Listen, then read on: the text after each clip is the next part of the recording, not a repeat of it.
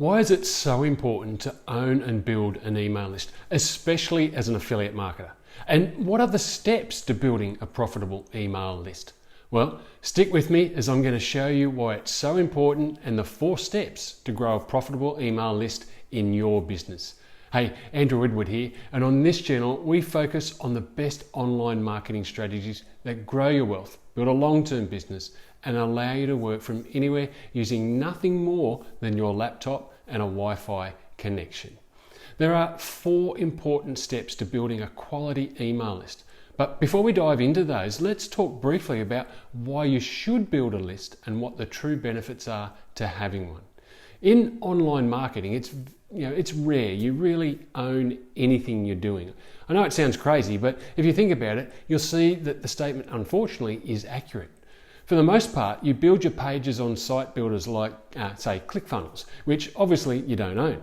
Now, let's say, however, you build them outside of a site builder. You still have to host them on a server, which you don't own.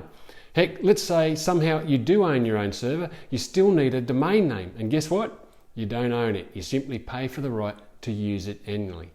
We all love when we can send traffic to our websites and create more money than we spend, right? The issue with this is pretty obviously we don't own the platforms we're advertising on, which means we have no control of those ads in a sense. How many times have you heard someone say that Facebook or Google just terminated their ads or even entire accounts for no reason? It happens a lot, especially lately.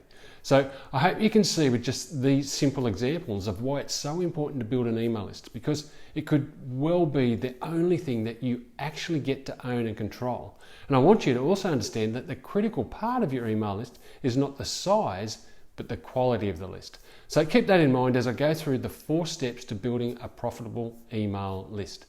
So step 1, choose a profitable niche. Now, I've seen so many list building trainings that completely leave this step out of the equation. If you're looking to build a profitable email list, you've got to first make sure the niche you're in can even be profitable. Obviously, if you've got your own product or service to sell, then you can skip this step because you've got a way to monetize the list you build. But if you're brand new to business and just starting out, choosing a niche is key. Now, one of the ways I usually identify profitable niches is by looking for offers on affiliate networks like ClickBank, JVZoo, or Warrior Plus. One thing to be particularly aware of is that you shouldn't just look for the niche with offers that pay the most money. Offers can pay you for simply generating clicks, CPC, leads, CPL, sales, CPA, or they can share revenue with you where you get just a percentage of the sales. Understanding these payout types is, it's very key because it can make a huge difference in your profits. CPL offers you pay.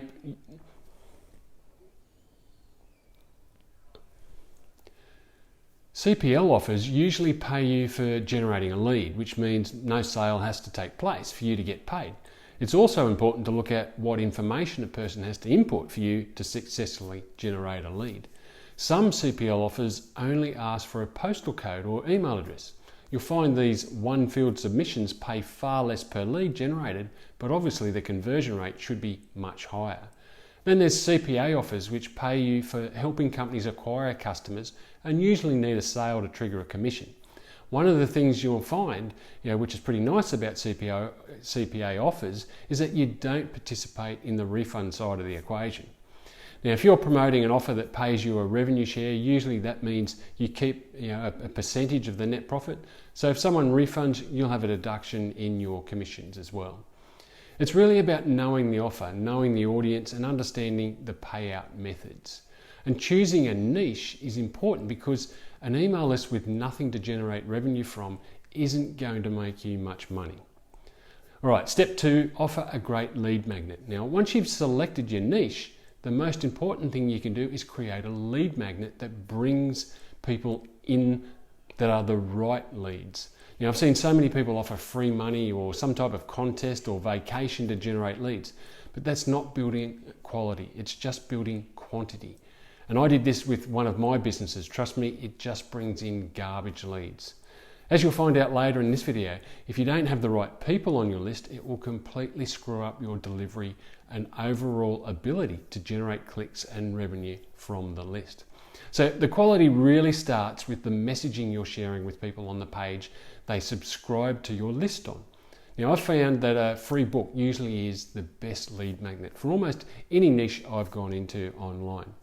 There's a couple of reasons why this usually works out the best. And the first is people see value when they think of books. We know what a book costs in a store and we instantly put that type of value on the book. And the second is the book gives you the opportunity to educate your new subscriber on the topic and to build a great deal of trust and goodwill with them. Bringing in the right audience is absolutely the key to a quality list, but having a lead magnet that also builds trust and goodwill right out of the gate can't be discounted. So many people give away a free vacation or some cash only to build up a huge list and have absolutely no clue what to email to that list. So the thing you'll want to remember about this step is to be consistent. If you're going to be in a specific niche, then make sure your landing page and lead magnet bring in the type of people who'd be interested in that specific niche to your list. So step 3 is mail consistently. Now, once you've built your email list, it's important to be consistent with your sending of emails to the list. I've tested many different theories and I've found that if I mail my lists at different times of the day, each day of the week, I end up with better results. Now, I'll give you an example. Let's say you're sending emails every Monday to your list, and that just happens to be the day you've decided to mail. If you have a portion of people on your list whose work week starts on Tuesday and ends on Saturday, then for them, that Monday is a weekend. They may be spending time with family, away from the computer, and simply not in the right place to read and respond to your emails. Another example is when you send emails at the same time of the day each day. If you send at 11 a.m. every single time you send, what happens to those who work the night shift? They'd always be getting emails while they're at work. One thing I know for a fact is that people's lives and environment directly influence open rates and conversions. Now, if I'm mailing on a Saturday, obviously most people are not at work, and depending on the person, that could be a good or bad thing. The lesson here is that you'll have all types of people on your list, and different times and days of the week will create opens and clicks from different segments of people on your list. Now, I've heard people argue against mailing every day, but I've tested this for 6 years and honestly never seen any other strategy generate more revenue. So when I say mail consistently, I mean mail every single day. You want to try different schedules and mix up the times you send so that you can find the most profitable time for each day of the week to send. Okay, step 4, segmenting and cleaning your list. This could quite possibly be the most important step of the entire process if you want to maximize your profitability. Segmenting your list simply means creating groups of people who match the same criteria. What I like to do is create a segment of the following types of people on my list. So you've got your 90-day openers. And these are people who've opened an email in the last 90 days. 60-day openers. These are people who've opened an email in the last 60 days. 30-day openers. These are people who've opened an email in the last 30 days. And then you've got your 7-day openers. And these are people who've opened an email in the last 7 days. Now, I also like to create segments of my clickers, which is basically people who've clicked on an email in the given time frame. So you've got your 60-day clickers, and these are people who've clicked on an email in the last 60 days. Your 30-day clickers, these are people who've clicked on an email in the last 30 days. And your 7-day clickers, and they're obviously people who've clicked on an email in the last 7 days. So why do you need all these segments? Well, email service providers like Google or Yahoo, AOL, Hotmail, and others are always tracking your sending reputation. Now, if you're continuously sending emails that get very low open rates, you'll likely see that rate will continue to trend downward. So how do we combat that? Well, you send emails to very active segments of your list that you know are more likely to open, click, and engage. So on a Monday night, you might send to your 90-day openers. Tuesday, your 90-day clickers. Wednesday, your 60-day openers. Thursday, your 60-day clickers. Friday, your 30-day openers. Saturday, your 30-day clickers. And then Sunday, your entire list. Now, this seems like a lot of work, but in reality, it's quite simple because most of your autoresponder services will dynamically create these segments for you. So all you're doing is just choosing which one to send to each day. There are people that will argue with this strategy. However, it's one that's proven to make far more money and keep delivery rates very high to your list. And this goes back to discussing quality over quantity. If you've got 1 million people on your list, but your open rates are terrible, what good is it really doing you? You've got to have a quality list to make money, and creating these segments allows you to maintain that quality. Now, speaking of quality, what about cleaning your list? Well, cleaning simply means removing the inactive people on your list, which again boosts your engagement rates and sending reputation.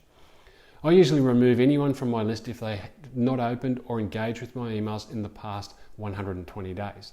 Someone doesn't open any of your emails for 120 days, well, it's pretty certain that they're not going to open the next one you send them. Leaving these types of people on your list will continue to hurt your open rates and sending reputation, which eventually hurts your ability to get emails to the people who actually do want to see your emails. Well, I hope today's video was helpful for you and gave you a better understanding of why you need to build an email list and how to ensure it's a profitable email list.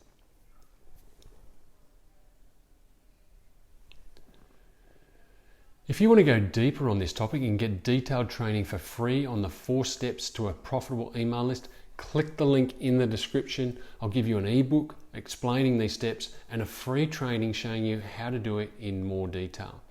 Thanks for watching today's training. Don't forget to click the link in the description to get more detail and how-to information for building a profitable email list, all for free. And to continue to get these free training videos, make sure you click on the subscribe button and the little bell to get notified when a new training is released. It's the simplest way to ensure that you don't miss any of the good stuff and you get access to everything that I'm doing or using to grow my business so you can grow yours. And do me a favor, click the like button and leave a comment below to let me know what you thought of this training. I'll read all the comments and reply to each one. And don't forget, click the like And don't forget to click the link in the description to get your free ebook and training to build a profitable email list from today.